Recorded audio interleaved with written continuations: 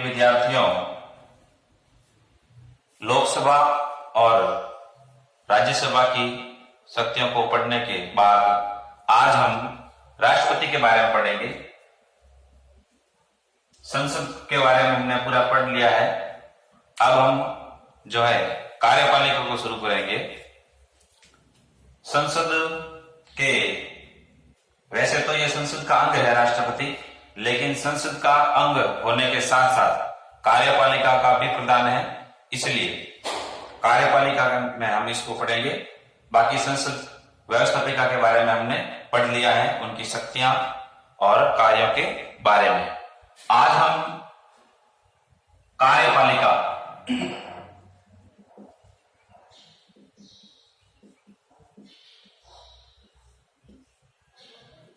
सरकार का दूसरा स्तंभ व्यवस्थापिका के बाद कार्यपालिका आता है, तो कार्यपालिका को शुरू करेंगे। राष्ट्रपति यानी राष्ट्राध्यक्ष, देश का प्रथम नागरिक, फर्स्ट सिटीजन ऑफ कंट्री, यानी राष्ट्रपति अपने देश का प्रथम नागरिक होता है। भारतीय संविधान के अनुच्छेद 52 में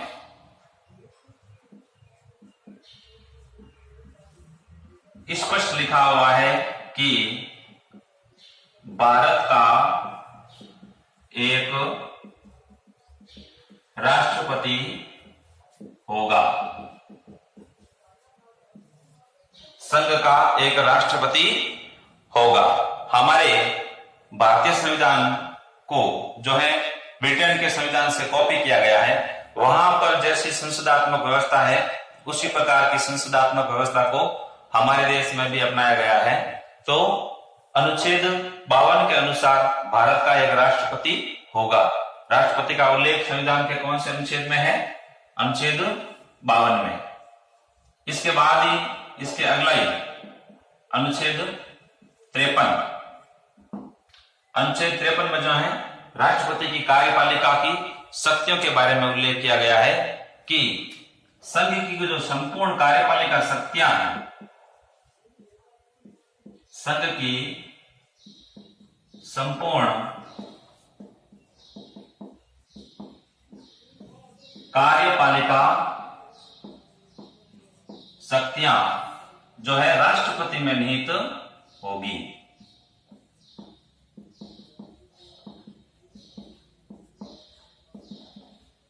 राष्ट्रपति में निहित होगी, जिसका प्रयोग अपने वो अधीनस्थ पदाधिकारियों के सहयोग से करेगा या फिर उनके परामर्श से करेगा।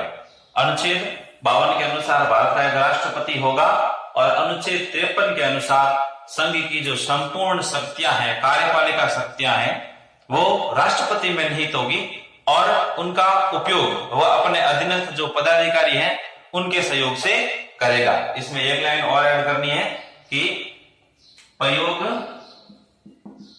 अपने पदाधिकारियों के सहयोग से करेगा।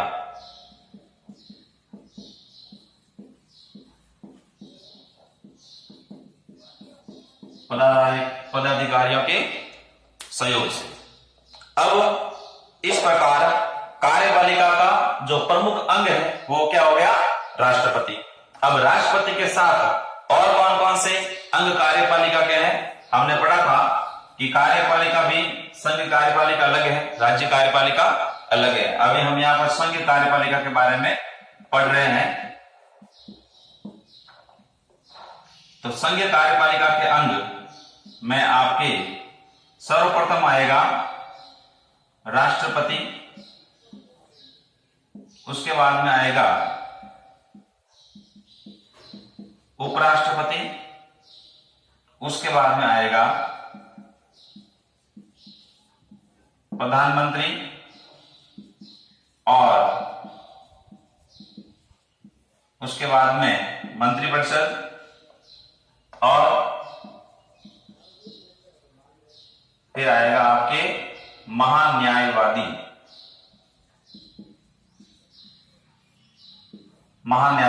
राष्ट्रपति, उपराष्ट्रपति, प्रधानमंत्री, मंत्रिपरिषद और महान्यायवादी, ये सारे जो हैं संघीय कार्यपालिका के अंग होंगे। संघ की कार्यपालिका के अंग होंगे। सर्वप्रथम राष्ट्रपति, फिर उपराष्ट्रपति, प्रधानमंत्री, मंत्रिपरिषद और महान्यायवादी। अब कार्यपालिका के ये अंग हो गए। अब जैसा कि मैंने आपको बताया था कि भारत में जो है संसदात्मक व्यवस्था, ब्रिटेन जैसी संसदात्मक व्यवस्था को अपनाया गया है। तो ब्रिटेन की संसदात्मक व्यवस्था में क्या प्रावधान है कि दो प्रकार के उसमें कार्यपालिका के प्रधान हैं। एक तो वैधानिक प्रधान, एक तो वैधानिक प्रधान होता है यानी संवैधानिक, या जिसे हम नाम मात्र कह सकते हैं, नाम मात्र का। और एक होता है वास्तविक प्रधान, जो व्यवहार में होता है, वास्तव में जो शक्तियां उसके पास होती हैं। तो जो वैधानिक प्रधान होता है वो होता है राष्ट्रपति, और जो वास्तविक प्रधान होता है वो होता है प्रधानमंत्री। इस प्रकार से जो है भारतीय संसदात्मक व्यवस्था में, भारतीय संसदात्मक व्यवस्था में संघ की कार्यपालिका का एक संवैधानिक प्रधान होगा और एक वास्तविक प्रधान होगा। इस प्रकार भारत में जो राष्ट्रपति की स्थिति जो है बिल्कुल ब्रिटेन की तरह है। जिस प्रकार वहां राष्ट्रपति की स्थिति है वैसे हमारे देश में भी है। अब वास्तविक प्रधान और संवैधानिक प्रधान में क्या अंतर है कि अगर कानूनी तौर पर देखा जाए तो अनुच्छेद 53 में हमने पढ़ा कि संघ की जो संपूर्ण कार्यपालिका शक्तियां हैं वो राष्ट्रपति में ही निहित होती है।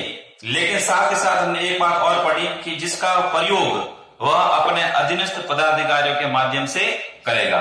मतलब कि वास्तव में जो संपूर्ण शक्तियां होती हैं वो प्रधानमंत्री ही प्रयोग में लाता है। इसलिए जो वास्तविक प्रधान हो गया वो प्रधानमंत्री हो जाएगा और राष्ट्रपति जो है सिर्फ नाम मात्र का है। कोई भी देश का कार्य होगा वो जो है राष्ट्रपति के नाम से ही किया जाएगा। ये तो हो गई आपके राष्ट्रपति के बारे में सामान्य बातें। अब हम पढ़ते हैं कि राष्ट्रपति पद के लिए क्या योग्यताएं होनी चाहिए। आगे बढ़ते हैं योग्यता की तरफ।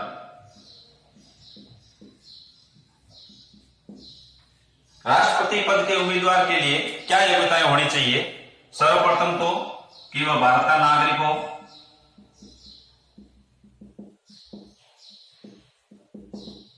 दूसरा न्यूनतम जो है 35 वर्ष की आयु पूर्ण कर चुका हो,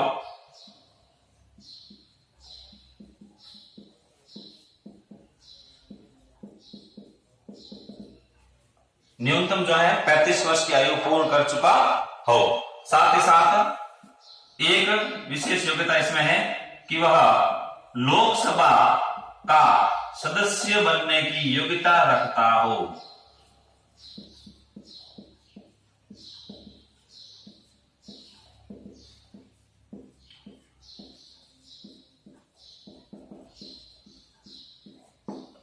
लोकसभा का सदस्य बनने की उसमें योग्यता होनी चाहिए। साथ ही साथ अब इसमें कुछ और भी प्रावधान है कि वह कोई भी लाभ के पद पर ना हो,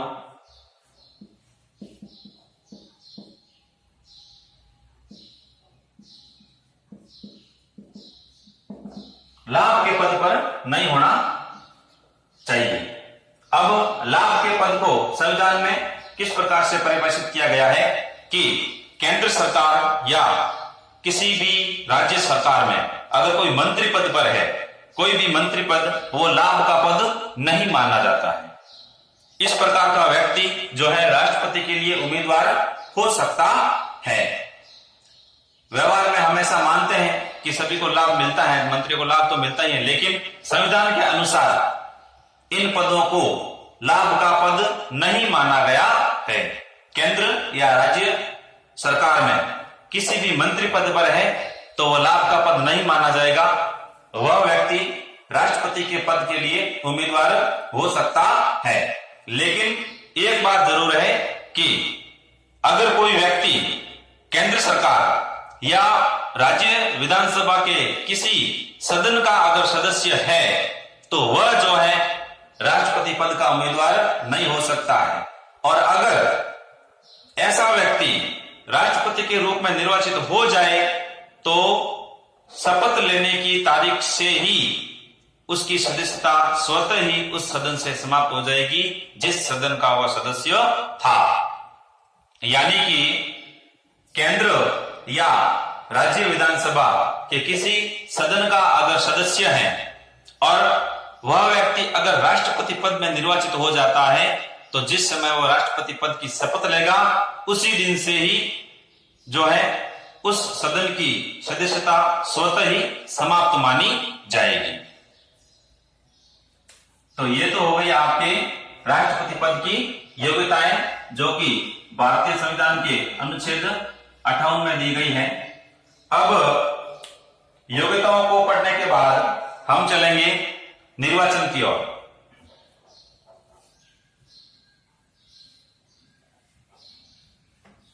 निर्वाचन,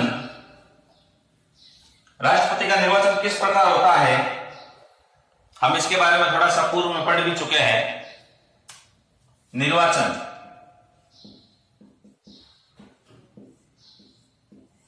कॉन्स्टिट्यूशन के आर्टिकल 54 व 55 इन अनुच्छेदों में राष्ट्रपति के निर्वाचन संबंधी बातें कही गई है। क्या कही गई है कि राष्ट्रपति का जो निर्वाचन होगा वह एक निर्वाचक मंडल करेगा। भारतीय चुनाव आयोग ही इनके चुनाव करवाता है। एक निर्वाचक मंडल होगा जो राष्ट्रपति का चुनाव करेगा, निर्वाचक मंडल। अब उस निर्वाचक मंडल के सदस्य कौन कौन होंगे जो राष्ट्रपति के चुनाव में भाग लेंगे। पहली बात,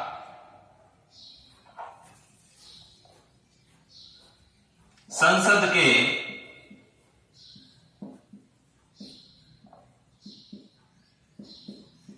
दोनों सदनों के निर्वाचित सदस्य,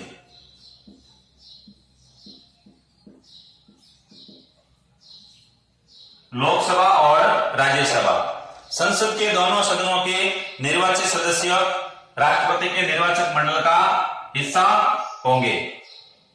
साथ ही साथ नंबर 2,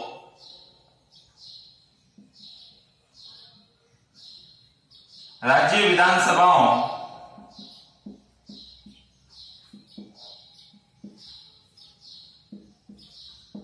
के निर्वाचित सदस्य, राज्य विधानसभाओं के निर्वाचित सदस्य भी जो है राष्ट्रपति के निर्वाचक मंडल का हिस्सा होंगे। साथ ही साथ एक बात और है,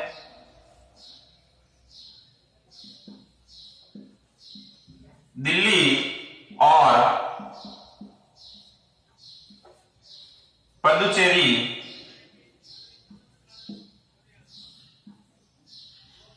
की विधानसभाओं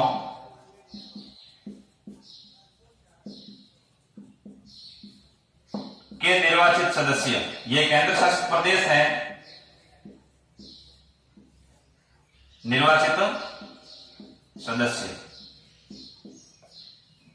दिल्ली और पुडुचेरी की विधानसभाओं के निर्वाचित सदस्य भी जो है राष्ट्रपति के निर्वाचक मंडल का हिस्सा होते हैं। ध्यान रखना, संसद के दोनों सदनों के निर्वाचित सदस्य, साथ ही साथ राज्य की समस्त विधानसभाओं के निर्वाचित सदस्य और दिल्ली और पुडुचेरी की विधानसभाओं के निर्वाचित सदस्य। पहले संसद और राज्यसभाओं के निर्वाचित सदस्य ही थे, लेकिन दिल्ली और पुडुचेरी विधानसभाओं के निर्वाचित सदस्य इस बात को जो है 70वें संविधान संशोधन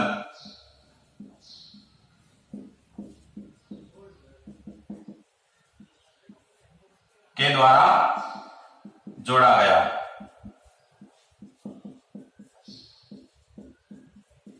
क्षेत्रीय संविधान संशोधन द्वारा इस बात को भी जोड़ा गया कि दिल्ली और पुडुचेरी विधानसभाओं के सदस्य भी राष्ट्रपति के निर्वाचक मंडल का हिस्सा होंगे। 70वां संविधान संशोधन 1992।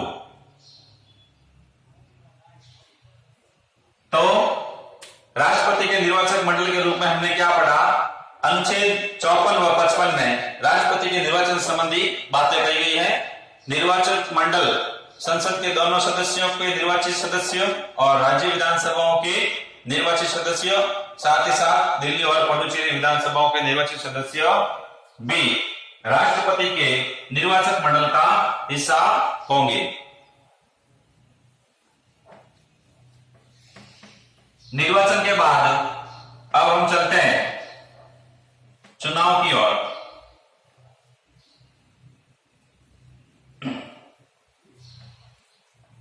निर्वाचक मंडल का अध्ययन करने के बाद हम जो है चुनाव की ओर चलते हैं। तो इसके बारे में हम पहले एक बात पढ़ चुके हैं कि राष्ट्रपति का जो चुनाव होता है वह अप्रत्यक्ष रूप से होता है। राष्ट्रपति का जो चुनाव है वह अप्रत्यक्ष रूप से होता है। इस चुनाव में जो है एक पद्धति काम में ली जाती है, आनुपातिक प्रतिनिधित्व की।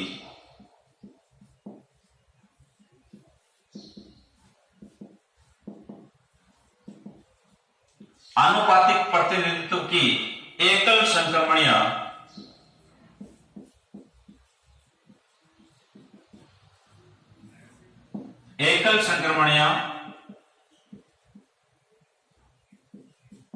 आनुपातिक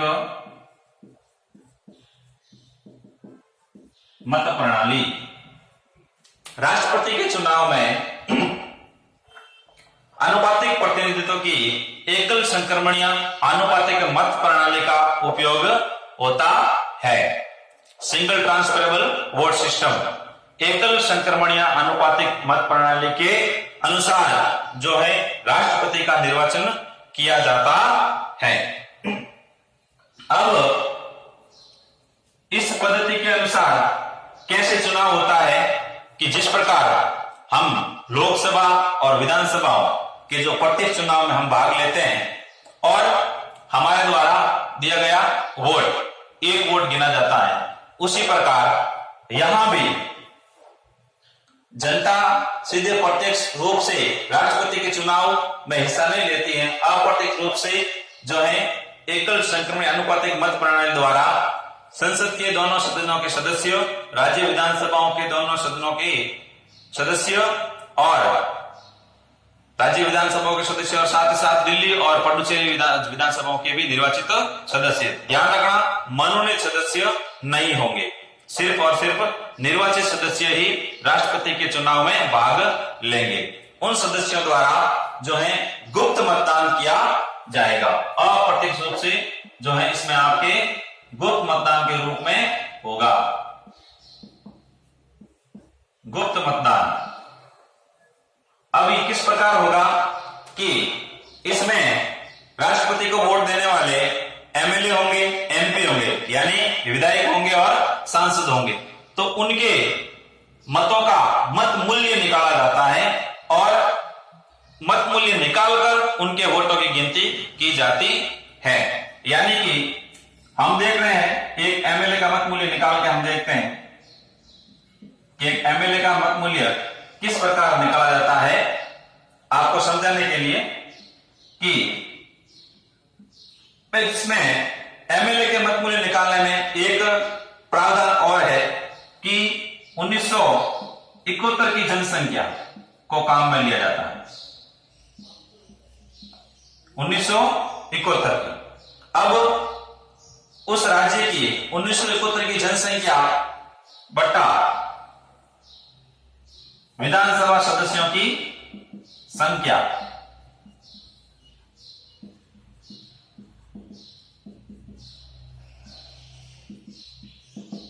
यह सूत्र है एक एमएलए का मत मूल्य निकालने का। संख्या 1000 भाग 1000।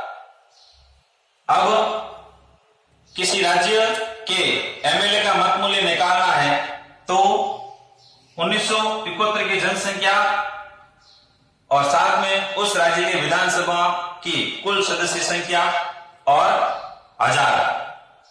अब इनको सॉल्व करने के बाद जो है अपने राजस्थान की विधानसभा की संख्या कितनी है, 200, और इसमें 1971 की जनसंख्या का भाग देकर 1000 से जो है गुणा करेंगे तो आपके इसको सॉल्व करने के बाद आता है 129। ये राजस्थान के एक विधायक का मत मूल्य है। तो अब राजस्थान के एक विधायक का दिया गया वोट वहां पर 129 गिना जाएगा, सिर्फ एक नहीं गिना जाएगा, 129 गिना जाएगा। इस प्रकार एक एमपी का भी मत मूल्य निकाला जाता है। सांसद का मत मूल्य किस प्रकार से निकाला जाता है कि सभी विधानसभाओं का मत मूल्य, सभी विधानसभाओं के सदस्यों का मत मूल्य, सभी राज्यों की विधानसभाओं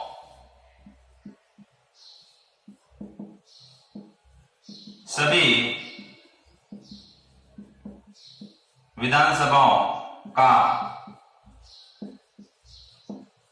मत मूल्य बट्टा संसद के दोनों सदनों की कुल नहीं होगी निर्वाचित सदस्यों की संख्या, क्योंकि इसमें सिर्फ निर्वाचित सदस्य ही भाग लेते हैं। सभी विधानसभाओं के एमएलए का मत मूल्य और संसद के दोनों सदनों के निर्वाचित सदस्यों की संख्या भाग 1000। अब इनको जब सॉल्व करते हैं तो एक सांसद का मत मूल्य निकल के आता है 708।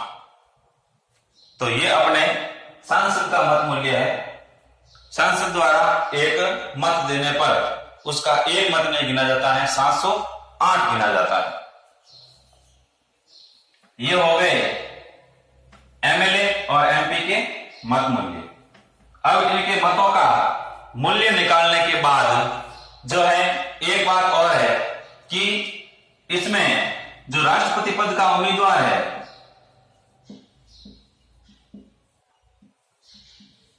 गुप्त मतदान का मतलब होता है कि जिस कैंडिडेट द्वारा मत दिया जाता है वह गुप्त होता है, यानी किसी को पता नहीं चलता है। मत पत्र द्वारा पर सील लगाकर जो है वह जिसको देना चाहे उसे दे सकता है। अब जो राष्ट्रपति पद का उम्मीदवार है, अब उसमें उसको न्यूनतम कोटा लाने की जरूरत है। कम से कम न्यूनतम कोटा लाए बिना वह विजेता नहीं हो सकता। न्यूनतम कोटा का मतलब है 50% से अधिक, यानी 51। 50 + 1 हम मान सकते हैं, 50 + 1। न्यूनतम कोटा 1/, वैध मत जो है 1/6 है, तो वैध मत 50 + 1 न्यूनतम कोटा 50% से अधिक मत होने जरूरी है, नहीं तो विजेता नहीं हो सकता। फिर पहली मतगणना में अगर किसी भी उम्मीदवार को न्यूनतम कोटा प्राप्त नहीं होता है तो द्वितीय मतगणना की जाती है। द्वितीय मतगणना में भी अगर किसी को न्यूनतम कोटा प्राप्त नहीं होता है तो तृतीय मतगणना की जाती है। वैसे हमारे देश में तृतीय मतगणना की कभी आवश्यकता नहीं पड़ी। एक ही बार द्वितीय मतगणना हुई है जिसमें भारत के चौथे राष्ट्रपति वीवी गिरी जो द्वितीय मतगणना से राष्ट्रपति बने थे। अब तो राष्ट्रपति के 2 उम्मीदवार ही खड़े होते हैं। अब न्यूनतम कोटा निकालने का जो सूत्र क्या है कि जो जितने वैध मत आते हैं, वैध मत उनकी संख्या, वैध मतों की संख्या, वैध मतों की संख्या बटा जो है प्रतिनिधियों की संख्या।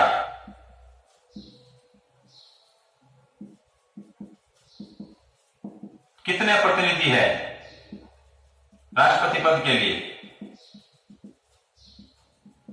संख्या भाग 1000 देने के पश्चात जो है न्यूनतम कोटा मिल जाएगा।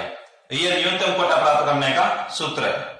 इस प्रकार से राष्ट्रपति पद का जो उम्मीदवार होगा उसको न्यूनतम कोटा प्राप्त करना अनिवार्य है।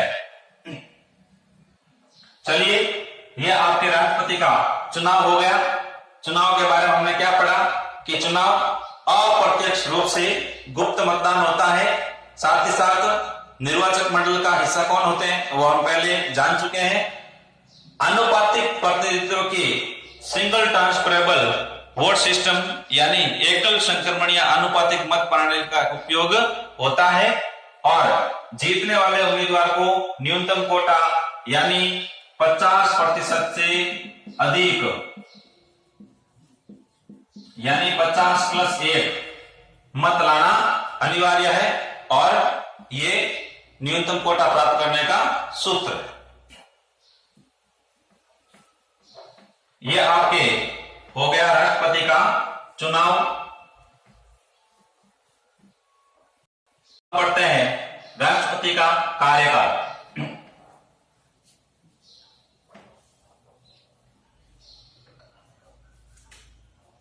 कार्यकाल कि राष्ट्रपति का कार्यकाल कितना होता है। अनुच्छेद 56 में राष्ट्रपति का कार्यकाल दिया गया है कि राष्ट्रपति का कार्यकाल 5 वर्ष का होगा। अब इसके साथ अनुच्छेद 56 में राष्ट्रपति का कार्यकाल 5 वर्ष का होगा। साथ ही साथ अनुच्छेद 57 में जो है पुनः निर्वाचन संबंधी बात कही गई है। पुनः निर्वाचन यानी 5 वर्ष के कार्यकाल में अगर राष्ट्रपति की मृत्यु हो जाती है या किसी कारणवश पद रिक्त हो जाता है या राष्ट्रपति त्याग पत्र दे देता है या महाभियोग उसके खिलाफ जारी हो जाता है तो राष्ट्रपति पद रिक्त होने पर जो है उपराष्ट्रपति द्वारा राष्ट्रपति का कार्यभार संभाला जाएगा। साथ ही साथ 6 महीने के अंदर अंदर राष्ट्रपति के वापस चुनाव करवाना आवश्यक होता है। अब एक बात और है कि अगर कार्यकाल पूरा होने के बाद या कार्यकाल पूरा होने के बाद तो वैसे भी चुनाव होते ही हैं, लेकिन कार्यकाल पूरा होने से पहले अगर राष्ट्रपति का पद रिक्त हो जाता है तो 6 महीने के अंदर 6 माह के अंदर अंदर जो है वापस पुनः चुनाव पुनः निर्वाचन करना अनिवार्य है। अब 6 महीने के अंदर अंदर अगर वापस चुनाव होंगे तो वापस चुनाव होने पर जो प्रतिनिधि राष्ट्रपति बनेगा उसका कार्यकाल भी 5 वर्ष का ही होगा, शेष अवधि के लिए नहीं होगा। ये बात हमको याद रखनी है। शेष अवधि के लिए नहीं होगा। जैसे मान लो 5 साल का कार्यकाल है और 2 वर्ष बाद मान लो राष्ट्रपति की मृत्यु हो गई या किसी भी कारण से राष्ट्रपति का पद रिक्त हो गया। अब अगर नया राष्ट्रपति बनता है तो वो पीछे बचे 3 वर्षों के लिए नहीं बनेगा, वो पूरा 5 वर्ष के लिए बनेगा। तो राष्ट्रपति का चुनाव सीधे 5 वर्ष के लिए ही होता है। ऐसा नहीं है कि शेष अवधि अब 3 साल बचे हैं तो 3 साल के लिए राष्ट्रपति बन जाए और बाद में इसका कार्यकाल पूर्ण के बाद फिर नहीं, ऐसा कुछ नहीं है। राष्ट्रपति का चुनाव जो है हमेशा 5 वर्ष के लिए ही उसका कार्यकाल होता है। कोई भी राष्ट्रपति बनो 5 वर्ष के लिए होता है उसका चुनाव। अब ये तो हो गई कार्यकाल के बीच में अगर पद रिक्त हो जाए तो उसकी बात। अब जरूरी नहीं है कि कार्यकाल बीच में पद रिक्त हो, 5 वर्ष पूरे भी होते हैं, तो 5 वर्ष पूरे होने के पश्चात नए राष्ट्रपति जब तक शपथ लेंगे, पद ग्रहण करेंगे, तब तक जो है पहले वाले राष्ट्रपति अपने पद पर बने रहेंगे। 5 वर्ष के कार्यकाल के साथ ही शर्त क्या है कि नए राष्ट्रपति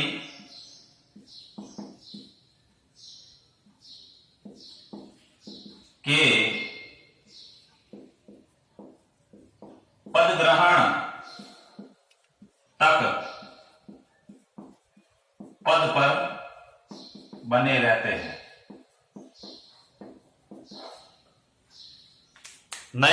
चुनाव होने के बाद नए राष्ट्रपति जब तक शपथ नहीं लेंगे, पद ग्रहण नहीं करेंगे, तब तक जो है पुराने वाले राष्ट्रपति अपने पद पर रहेंगे। भले ही उनका कार्यकाल पूरा हो गया हो, लेकिन नए राष्ट्रपति के पद ग्रहण तक जो है अपने पद पर बने रहेंगे। ये हो गई आपके राष्ट्रपति के कार्यकाल की बातें।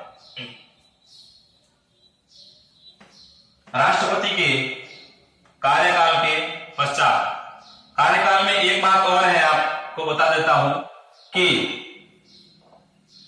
एक ही व्यक्ति वापस पुनः उम्मीदवार हो सकता है। राष्ट्रपति पद के लिए भारत में यह प्रावधान किया गया है कि एक ही व्यक्ति कितनी बार भी राष्ट्रपति बन सकता है। ऐसा नहीं है कि जो एक बार राष्ट्रपति बन गया वो दूसरी बार नहीं बन सकता।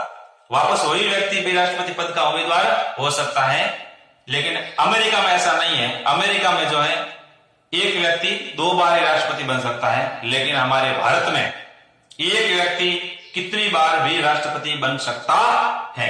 किसी प्रकार का कोई प्रतिबंध नहीं है।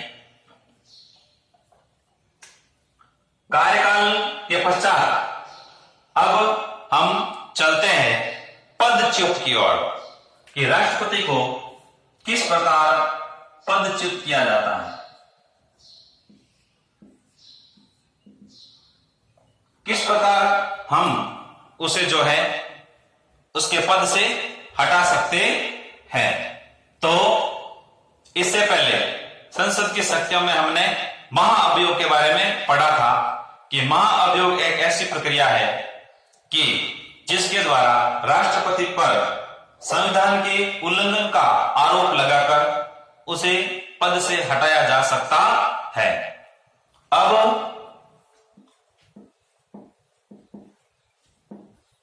महाअभियोग अनुच्छेद 61 में अनुच्छेद 61 के अनुसार राष्ट्रपति पर महाअभियोग लगाया जा सकता है। अब किस प्रकार से महाअभियोग लगाया जाएगा और इसकी क्या प्रक्रिया रहेगी, इसके बारे में चर्चा करते हैं। सर्वप्रथम तो महाअभियोग जो है वह संसद के किसी भी सदन में लाया जा सकता है।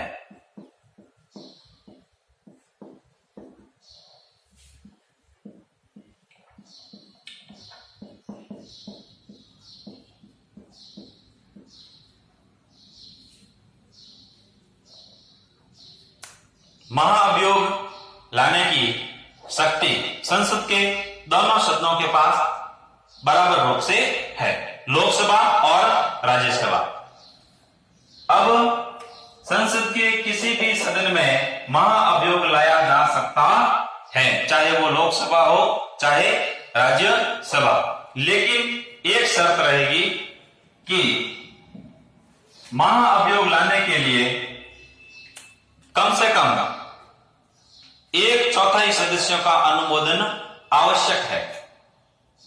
अब महाअभियोग लाने में टोटल सदस्य होंगे, ऐसा नहीं है कि निर्वाचित सदस्य ही होंगे। सिर्फ राष्ट्रपति के निर्वाचन में तो सिर्फ और सिर्फ दोनों सदनों के निर्वाचित सदस्य जो इलेक्टेड मेंबर्स होते हैं वही भाग लेते हैं, लेकिन महाअभियोग की प्रक्रिया में नॉमिनेटेड मेंबर्स भी भाग ले सकते हैं, यानी जो मनोनीत सदस्य हैं वो भी जो है इसमें शामिल है। कुल सदस्य, जो टोटल सदस्य संख्या है, जो जिस भी सदन में अगर लाया जाएगा, मान लो लोकसभा में लाया जाए, तो लोकसभा की जो टोटल सदस्य संख्या है उसका एक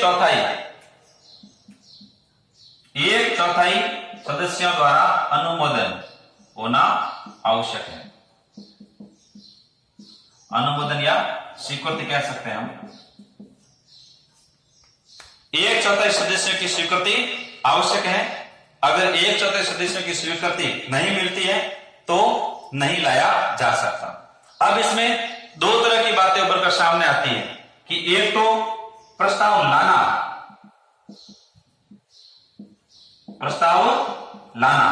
और दूसरा प्रस्ताव पारित करना।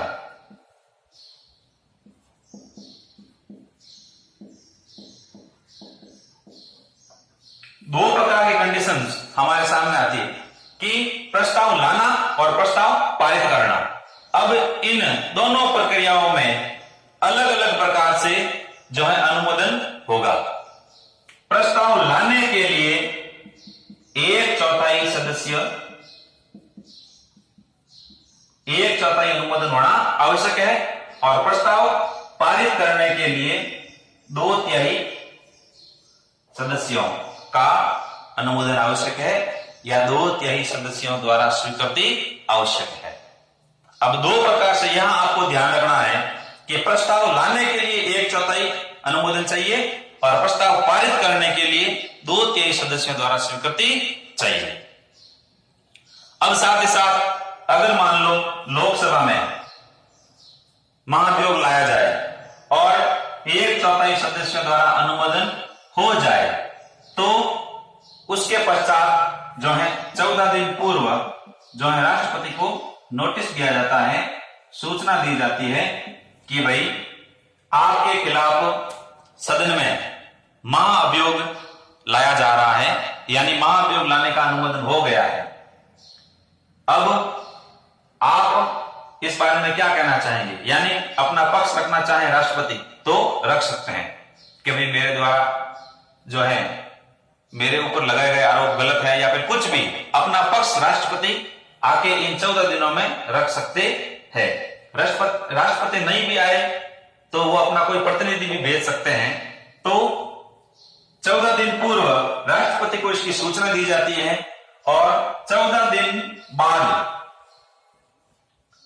प्रस्ताव लाने के 14 दिन बाद में इस पर गौर किया जाता है, यानी प्रस्ताव पारित किया जाता है 2/3 सदस्यों द्वारा। अब प्रस्ताव लेके आ गए, 14 दिन हो गए, अब जो है प्रस्ताव पारित किया जाएगा 2/3 सदस्यों द्वारा। 2/3 सदस्यों की स्वीकृति से अगर प्रस्ताव पारित हो जाए,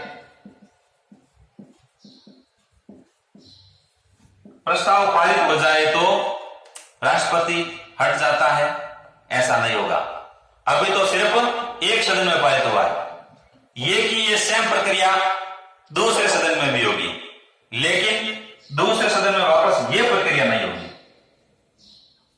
अब दूसरे सदन में सिर्फ यही प्रक्रिया होगी प्रस्ताव पारित करने की, क्योंकि प्रस्ताव लाने के लिए 1/4 सदस्य, अब चाहे कोई भी जो है सदन प्रस्ताव लाने के समय उसे 1/4 सदस्यों की स्वीकृति की जरूरत है, चाहे राज्यसभा में लाए चाहे लोकसभा में।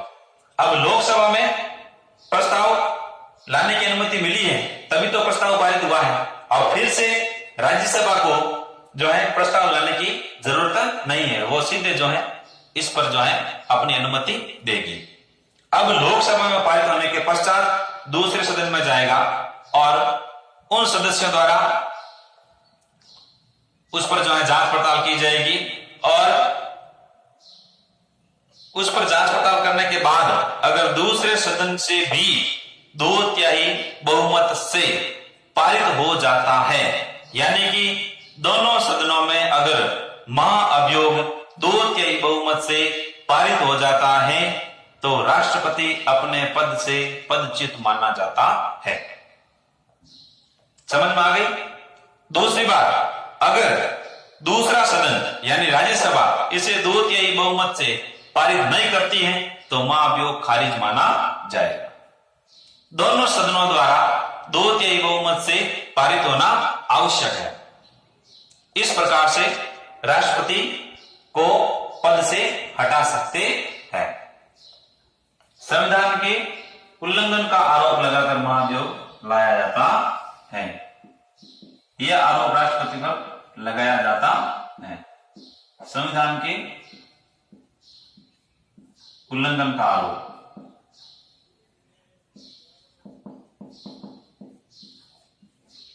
क्योंकि राष्ट्रपति जो है संविधान को पालन करने की शपथ लेता है कि मैं संविधान की पालना करूंगा। अब उन पर यही आरोप लगाया जा सकता है कि आपने उल्लंघन किया। तो महाभियोग की पूरी प्रक्रिया आपको समझ में आ गई होगी। 61 के तहत जो है अनुच्छेद 61 के तहत महाभियोग लाया जाता है, जो संसद के किसी भी सदन में लाया जा सकता है। लाने के लिए 1/4 बहुमत की आवश्यकता होती है और प्रस्ताव पारित करने के लिए 2/3 बहुमत की आवश्यकता होती है।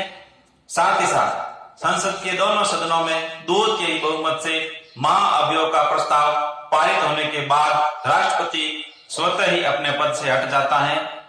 और अगर दोनों सदनों में से किसी एक सदन द्वारा भी पारित नहीं किया जाता है तो महाअभियोग का प्रस्ताव खारिज हो जाता है। यह आपके राष्ट्रपति के महाअभियोग की प्रक्रिया पूरी हो जाती है। आज की क्लास में हम इतना ही पढ़ेंगे। आगे की क्लास में हम राष्ट्रपति के कार्य और उनकी शक्तियों के बारे में पढ़ेंगे।